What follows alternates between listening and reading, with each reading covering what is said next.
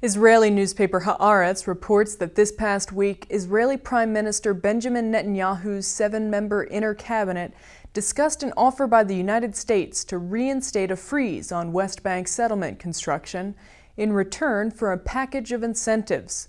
Netanyahu presented the U.S. offer, which was discussed by Netanyahu and Secretary of State Hillary Clinton, to the Forum of Seven. According to the offer, Israel would stop construction in the West Bank for 90 days. The freeze includes construction that began after the end of the first settlement moratorium on September 26th. The moratorium would not, however, apply to construction in East Jerusalem. The U.S. will not ask Israel to extend the new moratorium when it expires.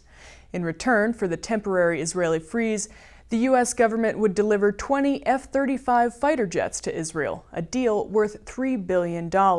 Moreover, if an Israeli-Palestinian agreement is achieved, the U.S. would sign a comprehensive security agreement with Israel.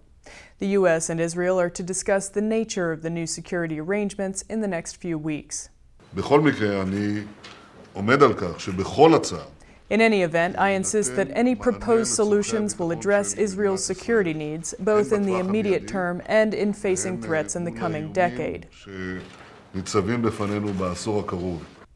Saeb Erekat, the Palestinian negotiator, said the Americans had not officially informed the Palestinians about the details of the proposal, quote, "but they know we have a major problem in not including East Jerusalem." U.S.-sponsored direct peace talks between Israel and the Palestinian Authority broke down on September 26th when a 10-month Israeli freeze on settlement construction in the West Bank expired. Palestinian Authority President Mahmoud Abbas said he would not restart negotiations with Israel while settlement construction continues. So Israel is gaining all sorts of strategic gains in order to minimize and postpone its theft of Palestinian land for 3 months. This is unacceptable.